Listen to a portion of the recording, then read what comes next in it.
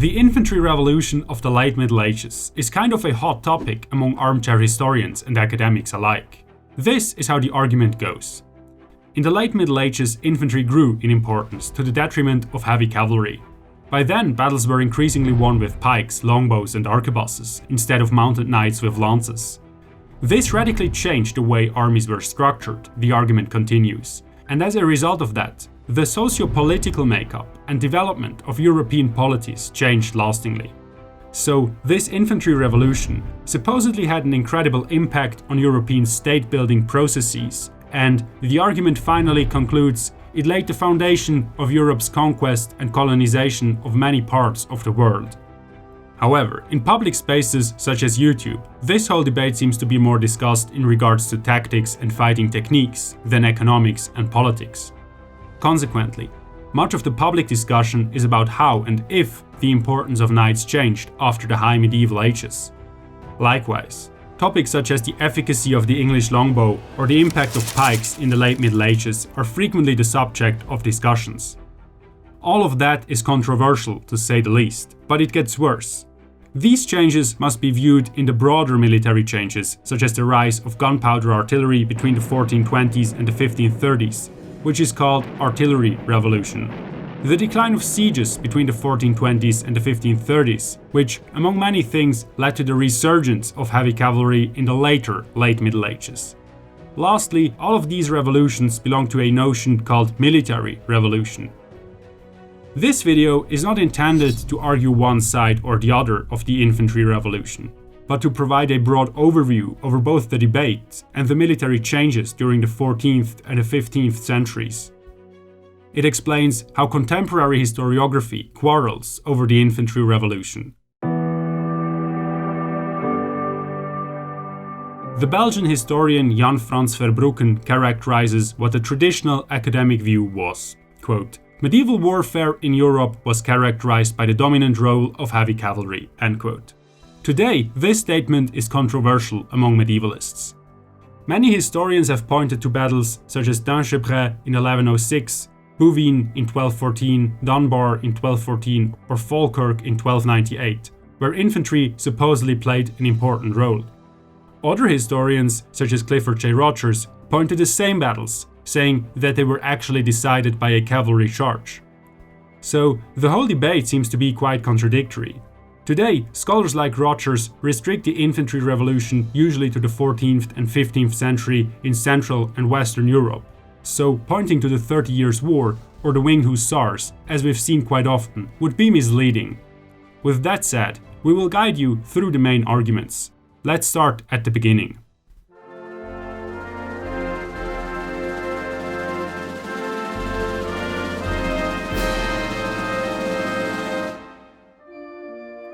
Like so many historiographical disputes, the infantry revolution goes back to the 19th century.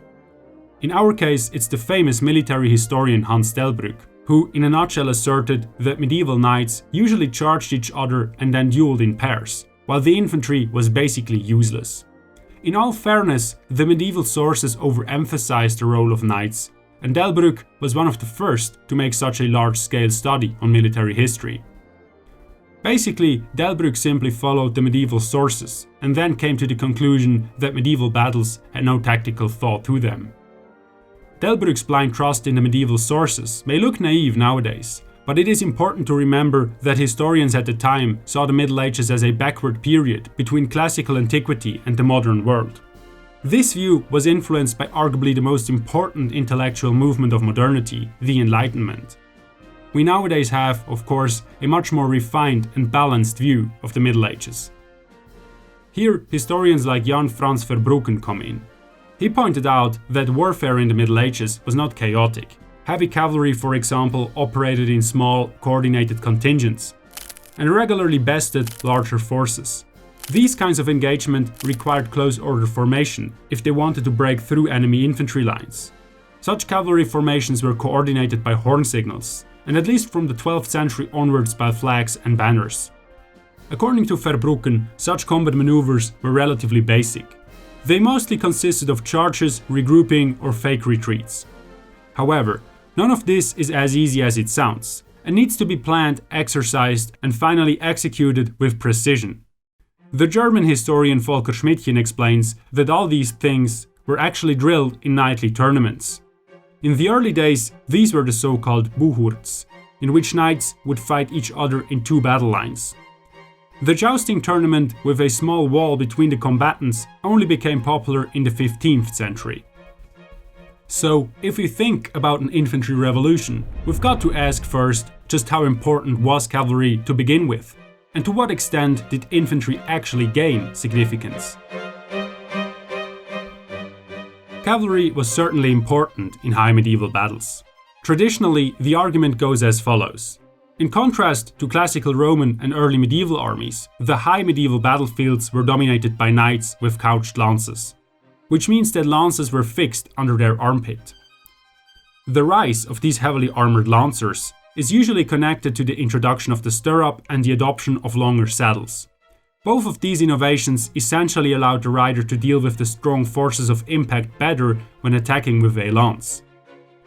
The impact of a lance was way stronger than the one of a thrust, because the knight could use the full force and weight of his horse on his enemy.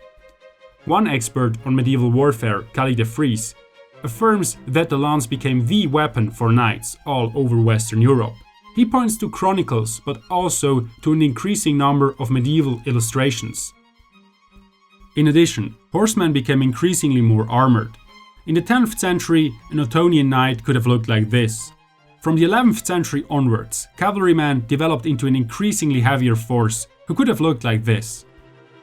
Since only nobles could afford such expensive equipment, being a knight became associated with a strong social code of honor and political power. Subsequently, the socio-political makeup of the medieval world changed. This is usually referred to as feudalism. Today, this term is controversial among medievalists, but many military historians still tend to use it anyways, so we'll stick to it for this video. As a result, armies were increasingly organized along these feudal structures. Let's pause for a moment. At this point in the video, it is obvious that we can never cover all the details of a certain topic. For additional information, we recommend you have a look at the various documentaries of today's sponsor, CuriosityStream. CuriosityStream is home to thousands of streamable documentaries and non-fiction TV shows on topics like history, nature, science, and more. One of our favorite series is The Story of Europe, which spans across several centuries. The documentary does a great job of giving you the bigger picture of what happened in Europe and how it is connected. It is hosted by Dr. Christopher Clark, who is actually one of our favorite historians. CuriosityStream offers a great deal. If you sign up using code SandRhoman, you get unlimited access for just $14.99 for the whole year. So go check that out. Now, let's jump back to the Infantry Revolution thesis. As always, historians do not agree on topics, so naturally, some historians think that the importance of cavalry is overemphasized. Let's flip this around and look at the debate from their perspective. These historians often point to the Crusades. They argue that such big enterprises as the Crusades needed many flexible men to do all sorts of jobs. Knights simply didn't cut it by themselves. At the Battle of Jaffa in 1192, for example, the Crusaders under Richard Lionheart resisted the attacks of Saladin's men by forming a shield wall of infantry, which was protected by stakes. From behind the shields, they shot their enemies with their crossbows. Some historians argue that at the end, a cavalry charge of the knights drove Saladin's men off the field. Regardless, this battle shows that infantry was important in the High Middle Ages. We should keep in mind though that they were in a fortified position and fought a comparatively light cavalry force which was not intended to break an infantry formation with a shock assault. Many of them were armed with bows. Because the enemy forces were so different, it's hard to use the Crusade as an example. In general, advocates of the Infantry Revolution thesis usually restrict the discussion to Central and Western Europe, particularly around the French cavalry and its immediate enemies, the English, Flemish, Swiss, and later on the Spanish. Moreover, it is important to note two things here. Firstly, most advocates of the Infantry Revolution don't deny that infantry was important in high medieval battles. They are of the opinion, however, that cavalry was the decisive factor in these battles. Secondly, historians usually form such wide-ranging hypotheses on the basis of ideal types. Rarely do they discuss every battle in all its complexity. That means they generalize. So, generally speaking, battles in Europe that involved knights on both sides were indeed often decided by a cavalry engagement. In addition, Volker Schmidtchen stresses the fact that footmen actually had good reasons to flee when their side fell behind. Not only because they hardly stood a chance against cavalry in the open, but more so because if they were captured, they were much less likely to be ransomed back to their families than knights. They were instead either killed, forced to work for the winners, or sold into slavery. It looks like knights could take higher risks than footmen on the battlefield. But let's not jump to conclusions here. Let's next investigate a few battles that are frequently mentioned in this debate. The battles of Kortrijk in modern Flanders, Bannockburn in Scotland, and Moorgarten in Switzerland. All of these count as early successes of all infantry forces. It is true that in all of them, some form of a peasant infantry force defeated well-equipped mounted knights. However, as Clifford J. Rogers, an advocate of the Infantry Revolution, mentions himself, the importance of these early victories should not be overemphasized. At Kortrijk, the Flemings chose a battlefield which made it hard for the French cavalry to form up prior to their charge. They charged anyways and were severely hampered by swampy ground and ditches. The battle ended in a disaster for the French. At Bannockburn, the Scots put the English in a very similar situation. The end of that battle was similar to Kortrijk. At Moorgarten, lastly, the Swiss ambushed the Austrians in a narrow mountain pass and never gave them a chance to form up. In all three cases, the infantry force fought with their back to the wall or was fighting for their independence. This means they had less of an incentive to flee due to either a physical or psychological deterrent. Still, on other occasions, as the Battle of Mont-en-Pévèle in France or Kassel in Germany, knights bested infantry in the open field. All of this is evidence that no major shift in favor of infantry was taking place in the early 14th century. What happened subsequently is vital for the debate. The structure of armies changed.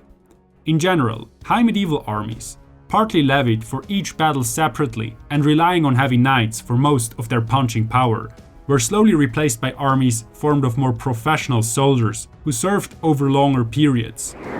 Many of them had no horses, such as the English in the 100 Years' War, or mercenaries like the Italian condottieri, the Swiss mercenaries, or the German Landsknechts. Usually, the argument is that this was due to cost efficiency, a general population surplus, but also because sieges became increasingly more common. The idea here is that to effectively lay siege to a city or a castle, you could not rely on vessels to bring a few well-equipped knights and a bunch of peasants. These sieges were large-scale operations that required hundreds or thousands of well-drilled and experienced men. In addition, campaigns became longer and occurred more frequently, thus a need for more professional soldiers arose. A word of caution, we are not talking about armies of more infantry and less cavalry. This seems to be a commonly held misconception about this topic. Generally, what seems to be somewhat undisputed is this structural change from short-serving to long-serving soldiers. So, to put it simply, a small high medieval city-state, kingdom or league could muster fewer and different men, and would muster them differently than a more centralized state in the late medieval period. With these structural changes came tactical alterations as well. Mostly because these armies were armed with other weapons, and consequently it made sense to form up differently. For example, the English increasingly relied on the longbow and the Flemish and the Swiss on pikes deployed in massive squares. This led to a tactical change in these armies. What can be observed then is a change in army structure and a change in tactics. However, it is very much unclear whether changing tactics led to a change in structure or changing structures led to a change in tactics. Let's first look at the English tactical system during the 100 Years' War. Naturally, what comes to mind are longbows, the iconic battles of Crécy, Poitiers and Agincourt. Historians such as Clifford J. Rogers tend to stress the importance of longbows in the battles of the Hundred Years' War. In 1346 at Crécy, for example, dismounted men-at-arms and English longbowmen who were in an entrenched position behind stakes and ditches defeated the French army, who consisted of mixed troops but deployed many heavily armoured knights. It's needless to say that archers were of vital importance in all English campaigns of that war. It's just not entirely clear how exactly. There is a quarrel about their efficacy, which cannot be discussed here in detail. In a nutshell, the argument is often about the ability of longbows to penetrate armor. Testers, such as Todd from Todd's workshop, often have a hard time trying to penetrate plate armor with arrows, which implies that it might have been similar for medieval archers. Historians, on the other hand, tend to think that they could have penetrated armor. Why? Because the medieval sources often explicitly say just that. While we can't say for certain if and how longbows did it, we can be pretty sure that one way or another, longbows were absolutely crucial for the English victories in the Hundred Years' War. There are simply too many medieval sources, both French and English, which are in agreement about that. Currently, one moderate view is that the longbows should simply be viewed as a successful tactical change and not a technical, armor-piercing improvement. There is another crucial thing to keep in mind. Those battles of the Hundred Years' War were actually fought many years and even decades apart. Crécy, for example, was fought a total of 69 years before Agincourt in 1415. During this period, smiths of course improved and adapted their armor. Then, as from about 1430, reasonably effective artillery entered the stage. Sieges became rare because the cannons very effectively shot the walls of fortresses and cities to pieces. As a result of that, cavalry became once again more important because there were more open field battles and less sieges. This in turn would again change in the 1530s, when engineers designed star fortresses that could withstand heavy artillery fire for months, in rare cases even years. So overall, the tactical changes are there. However, we do not know conclusively why they occurred. Was an army of longbowmen just superior to knights? Or was it simply easier and more cost efficient to recruit longbowmen? What is easier to grasp from the sources is the structural change. In general, soldiers served longer, fought on foot, and were armed differently than knights. This leads us back to the core argument of the Infantry Revolution. It's not that cavalry became useless, but that infantry gained in importance, and that this, in turn, led to changes in the administration of Western European kingdoms. Simply put, war was expensive, and obviously required vast amounts of money, which was collected most easily by taxes. The historian Malte Pritzel summarizes the resulting process nicely.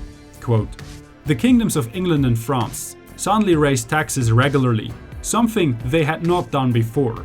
This required an efficient administration, which in turn required a qualified and steady number of bureaucrats.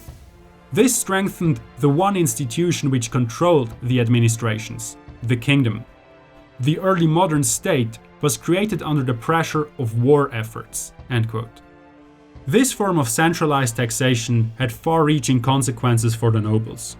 They increasingly fought for money rather than feudal responsibilities. Simultaneously, more and more of them no longer served as highly armored knights, but as some sort of officer, on foot or on horseback. Generally speaking, infantry had many advantages over cavalry. It could be equipped more cheaply, and footmen received less pay and were trained more quickly. Rogers mentions that at Kortrijk, the lone county of Flanders could muster more infantry than the entirety of the Kingdom of France could muster knights. So perhaps the dramatic change is not tactical but socio-economic. Roger goes on that this socio-economic change in the military setup had major socio-political implications for European states at large. For example, during the Great Revolt in England in 1381, which was sparked by regressive poll taxes, many commoners were armed with longbows. Their leader, Wat Taylor, had served and gathered battle experience in France. The argument is that this uprising in England would not have happened like it did without lots of common longbowmen trained and hardened in the 100 Years' War in France. Elsewhere in Europe, however, the longbow was not used as much, and there were still lasting changes in the socio-economic structures of mainland European powers. This is usually connected to the rise of the pikemen. Tactically speaking, pikes had their advantages when dealing with cavalry, which is neatly illustrated if you look at this scene from the movie The King. Sometimes it is just forgotten how devastating a cavalry charge could be. Of course, this scene is not a real scenario, but it still makes the point. Infantry was much more secure behind several points of pikes, rather than armored in full plate. Most famously, the rise of the pikeman is typified by the Swiss. Similar to the English longbowmen, there is a myth about their effectiveness. The Swiss fought in massive pike squares and were very successful. Here, another important argument should be considered. Unlike the English during the 100 Years' War, who relied on fortified positions and longbows, the Swiss used their infantry forces offensively and used few skirmishers. Some historians point to the Battle of Laupen in 1339, where the Swiss defeated cavalry in the open field. This is seen as something new because scholars like Rogers argue that infantry in the High Middle Ages was mostly used defensively. But let's not forget that chance and circumstances added much to the Swiss victories. In the Burgundian Wars, for example, the Swiss surprised their enemies with a head-on charge at Conson while they were reforming their army and caught them again unaware at Morat while they were still in their camp. When the Burgundians were besieging the town of Nancy, the Swiss outflanked them under the cover of the snowy weather. All in all, they just never gave them the time to deploy their superior ranged weapons and efficiently exploited tactical mistakes of their enemies. The pike brought tactical advantages for sure, but many of the Swiss victories, like other battles across Europe, such as those at Kortrijk, Bannockburn or Agincourt, were later mythicized and glorified. For a medieval observer, these victories were unthinkable. Imagine a minor system of loosely connected states like the Old Swiss Confederacy that suddenly defeated the noble Duchy of Burgundy in 3 shattering victories. Contemporaries must have been overwhelmed by such news. Burgundy at the time had one of the most advanced forces with a combined arms approach. Yet they were defeated by, hyperbolically speaking, a bunch of peasants with pointy sticks. It's actually quite hard to determine what exactly won these battles. Field fortifications or pikes, circumstances or tactics. There is an entire scholarly debate about this topic alone. The great military theoretician Karl von Clausewitz already thought about that. He coined the term military spirit, which broadly refers to a mindset of veterans, who had won many battles and thus were convinced they would win again. Consequently, they fought with much more resolution, which led them from victory to victory. With regards to the Swiss, they certainly had a tradition of being successful mercenaries that might have helped. What we can say with a good degree of certainty is that many contemporaries believed in the power of the Swiss pikes, and this, perhaps, is the crucial part. The Swiss victories were so influential that the Holy Roman Emperor Maximilian I would adapt their pike squares. He himself dismounted and stood with the common man, a pike in his hands, at the Battle of Guingat in 1479. This was a symbolic gesture rarely seen before. The Landsknechts, at the beginning intended to be his private army, were modeled off the Swiss as well. So here are some concluding thoughts. Much of the quarrel about the Infantry Revolution seems to be focused on tactics instead of army structure, societal changes, and economics. It is evident that there was change in how armies were structured and raised. In the Burgundian Wars, for example, both armies were too different from a high medieval army to warrant such a claim. Similarly, the armor and weaponry changed. Cavalry became more and more armored, and longbows, arquebuses, and pole weapons saw an increase in usage. The latter also brought a tactical change. Formations became deeper, which allowed for better defense against cavalry in the open field.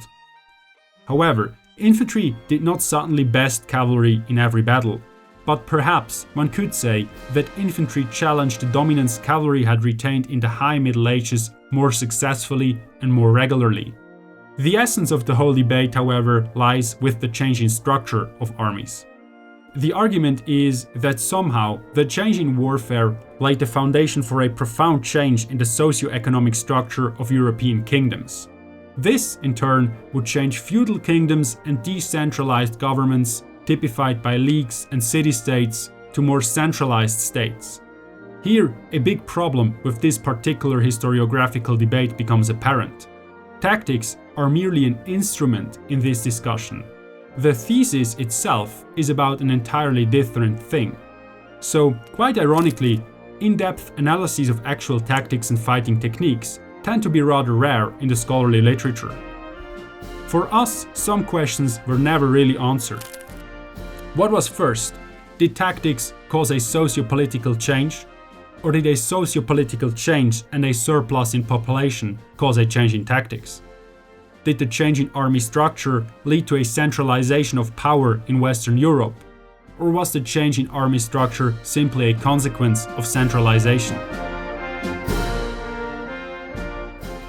If you feel yourself entertained and educated, please consider tipping via Patreon or PayPal.